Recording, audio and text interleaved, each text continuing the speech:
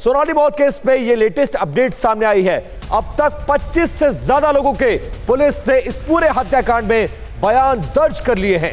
Hotel Curlies के staff से भी पुलिस ने पूछताछ कर रही है। लियोनी रिजॉर्ट और अस्पताल के स्टाफ का भी पुलिस बयान दर्ज कर रही है।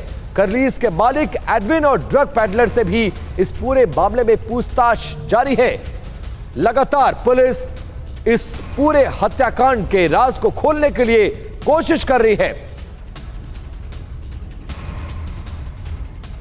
और इस बीच सोनाली फोगाट हत्याकांड के आरोपी सुधीर सांगवान को लेकर नई जानकारियां सामने आ रही हैं। सुधीर ने LLB कर रखी है और हरियाणा के ही गोहाना बार एसोसिएशन का वो मेंबर भी है। उसने कुछ दिन वकालत भी की है लेकिन वो चली नहीं और इसके बाद रोहतक और जिंद रोड पर उसने पोल्ट्री फार्म का बिजनेस भी शुरू किया लेकिन उसमें भी वो सफल नहीं हो पाया। इसके बाद उसे किसानों को सरकारी सब्सिडी दिलाने के घोटाले में जेल भी जाना पड़ा। क्या आप मधुमक्खी की खेती करके हर साल 1 करोड़ कमाना चाहते हो? हर साल मधुमक्खी की खेती करके 4 करोड़ कमाने वाले आपको सिखाएंगे। फिर क्यों देरी? फ्रीडम ऐप को अभी डाउनलोड करें। अब सुधीर की सोनाली फोगाट से मुलाकात जिस तरीके से खबरें आ रही है उसके मुताबिक 2019 में हुई।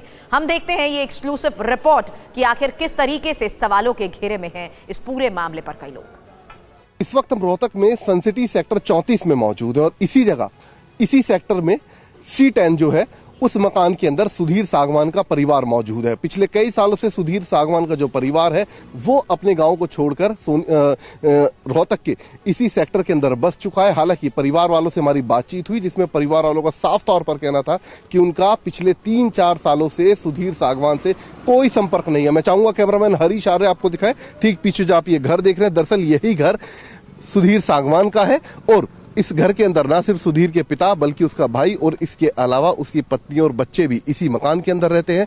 लेकिन पिता का साफ तौर पर कहना है कि तकरीबन 3 साल पहले या फिर कहें जब से वो सोनाली फोगाट के संपर्क में है तब से वो अपने परिवार से दूर होता चला गया और उसके बाद परिवार ने ही सुधीर सांगवान को ना सिर्फ अपनी जिंदगी से बल्कि प्रॉपर्टी से भी पूरे तरीके से बेदखल कर दिया था। हालांकि उसके पिता का कहना था कि अभी इंक्वायरी चल रही है, गोवा पुलिस अपनी तफ्तीश करे और तफ्तीश का जो नतीजा होगा वो परिवार को मंजूर भी होगा।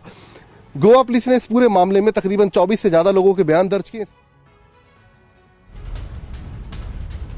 और अब तक 25 से ज्यादा लोगों के बयान दर्ज कर चुकी है पुलिस। और होटल कर्लीज के स्टाफ और इसके अलावा सबसे पहले जिस अस्पताल ले जाया गया वहां के स्टाफ से भी पुलिस पूछताछ कर रही है। साथ ही लियोनी रिजॉर्ट के कर्मचारियों से भी पुलिस इस पूरे मामले में पूछताछ कर रही है और अब तक 25 से ज्यादा लोगों के बयान फिलहाल इस पूरे मामले में पुलिस ने दर्ज कर लिया है।